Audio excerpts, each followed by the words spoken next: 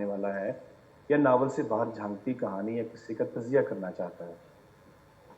Fiction یعنی novel افسانے کا پہلا مسئلہ یہ ہے کہ اس میں قصہ یا کہانی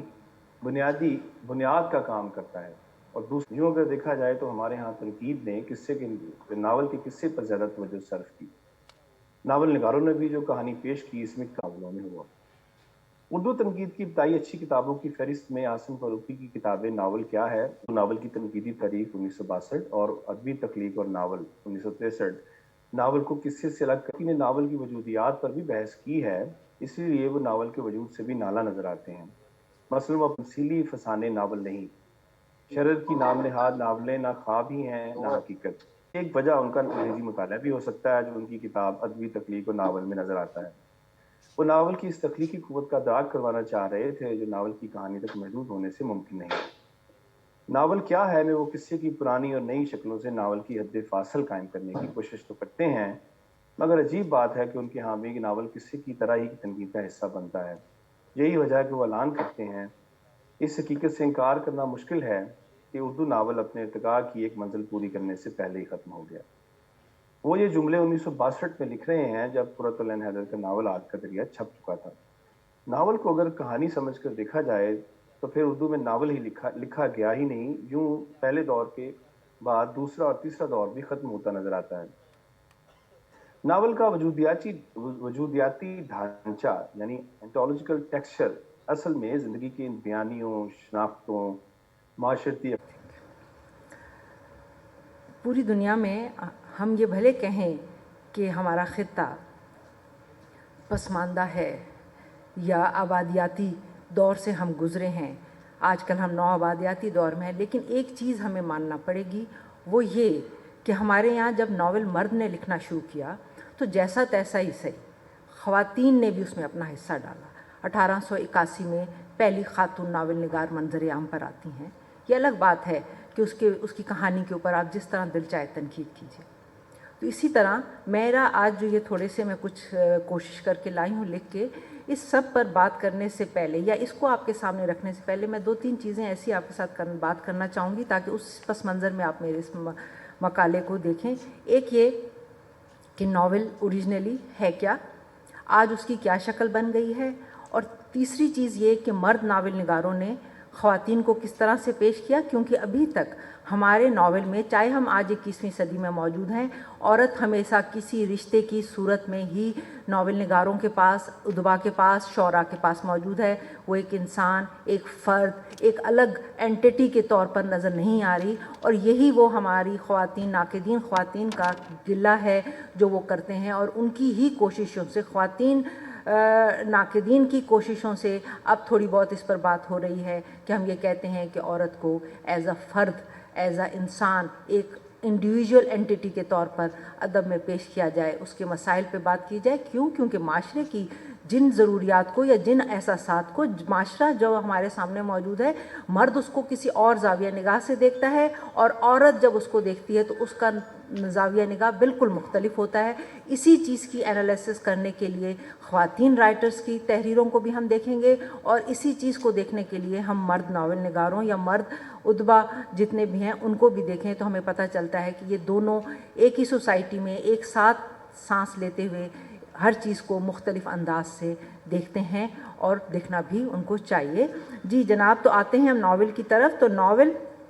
جذبے کے تحت حیات انسانی کے اتار چڑھاؤ کی کہانی کا نام ہے۔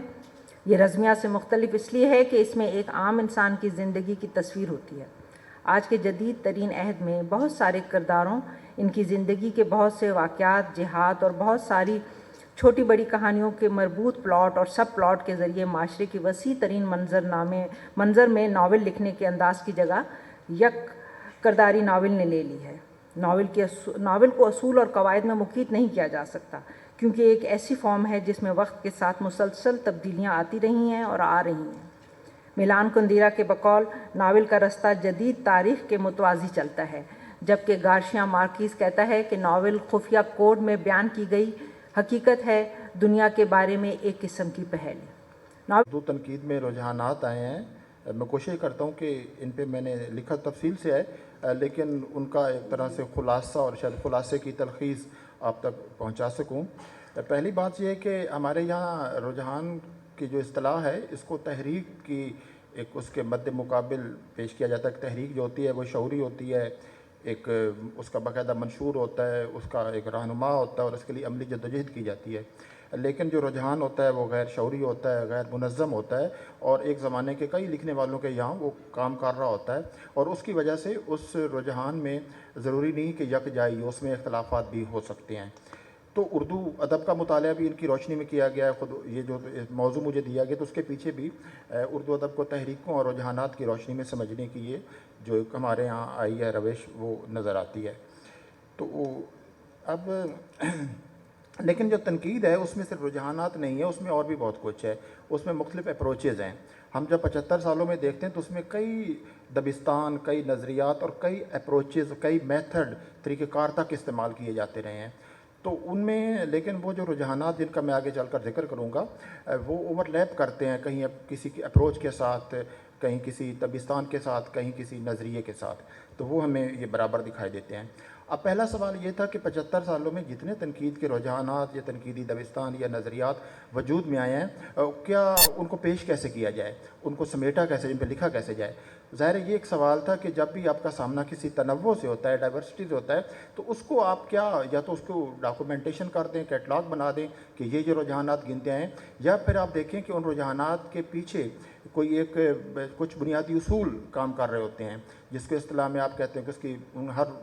3-4 رجحانات کے پیچھے کوئی ایپسٹیمالوجی مشترک ہوتی ہے، یا آپ کہتے ہیں کہ ان کے پیچھے کوئی گرامر مشترک ہوتی ہے۔ تو میں نے یہاں دیکھا ہے کہ جتنے رجحانات ہیں جن کا میں آگے ذکر کرتا ہوں، ان کے پیچھے دو ایک طرح کے جو استعارے یا میٹافرز ہیں وہ کام کرتے نظر آتے ہیں۔ ایک ہے وقت کا استعارہ، وقت بطور استعارہ، اور دوسرا اصل یعنی اوریجن۔ یہ دو جس کی طرف قاضی عابد صاحب نے بھی اشارہ کیا، اور آج ہم جو بہت سے تنقید پہ جو سوالات اٹھاتے ہیں تو اس کی کچھ تاریخی وجوہ ہیں۔ تو یہ جو دو استعارے خاص طور پر نظر آتے ہیں۔ اب چونکہ جو استعارہ ہوتا ہے وہ جو متفرق چیزوں کے درمیان مماثلت تلاش کرنے کا ایک عمل ہے، اور یہ استعارہ صرف شاعری میں نہیں ہوتا، استعارہ انسانی فکر کے ارتقاء میں بہت اہم کردار ادا کیا ہے کہ انسانی ہم ایک جب مثلا یہ سوال اٹھایا جاتا ہے کہ ہم مغرب کے نظریات کو یہاں کیوں استعمال کرتے ہیں، یا ایک نظریے کو جو غیر ادبی نظریہ ہے، ایک نان لٹریری ایک ڈیوائس ہے، اس کو ادب میں کیوں استعمال کرتے ہیں، وہ بھی ایک استعاراتی عمل ہوتا ہے کہ ایک فلسفہ ہے، فلسفے کا اصول ہم مستعار لیتے ہیں اور اس کی مدد سے سمجھنے کی کوشش کرتے ہیں۔ اب اس کی جو بڑی ریزن ہے وہ خود ہماری ذہن کی تشکیل ہے۔ ہمارا ذہن استعاروں کے ذریعے چیزوں کی حقیقت تک پہنچنے کے لیے ایک بنایا گیا ہے۔ اب اس کی میرے خیال رد تشکیل آپ تاریخ کی رد تشکیل کر سکتے ہیں، لیکن فطرت کی رد تشکیل کرنا محال ہے۔ تو اچھا، ایک دوسری تیسری بات اس مضمون میں نے یہ کہی ہے کہ اردو تنقید کے ان سارے جو رجحانات ہیں ان کو سمجھنے میں مغرب کے جو تنقیدی یعنی نظریات کا جو اثر ہے اس کو مکمل طور پر سامنے نہیں رکھا جا سکتا، اس کو اصول نہیں بنایا جا سکتا۔ اس کی بنیادی وجہ یہ ہے کہ یہ ایک اردو تنقید کے سارے سفر کو سمجھنے کا صرف ایک زاویہ ہے، اس کی اہمیت سے بھی انکار نہیں ہے، لیکن بہرحال یہ ایک زاویہ ہے، لیکن یہ الٹیمیٹ زاویہ نہیں ہے، یہ مطلق زاویہ نہیں ہے، ایک زاویہ ہے۔ اس کی بنیادی وجہ یہ کہ اگر ہم جب اردو کے تنقید کے سارے سفر کو کسی ایک نقاد کو یا کسی ایک رجحانات کو سمجھنا شاید ممکن ہو، مناسب بھی ہو، لیکن اردو تنقید کے سارے سفر کو صرف مغربی تنقیدی، حالانکہ میرا خود اس پہ ڈاکٹریٹ کا کام ہے، اس کے باوجود اسی بنیاد پر میں کہہ رہا ہوں کہ اس کو سمجھنے میں اس کو فیصلہ کن عنصر جب ہم دیتے ہیں تو دراصل اس استعماری دلیل کو ہم مستحکم کرتے ہیں کہ جو کالونیاں ہیں وہ ساری کی ساری جو کولونائزر ہے اس کی ایک بری نقل ہے۔ جب ہم کہیں کہ اردو تنقید پر صرف مغربی تنقید کا اثر ہے تو ہم یہ مان رہے ہوتے ہیں کہ اردو تنقید میں جتنے لوگ ہیں، جتنے اذہان آئے، اتنی بڑی تعداد میں آئے، وہ سب جو تھے وہ مغرب کی بری نقل تھے۔ تو اس سے جو اصل ایک اس کا امپیکٹ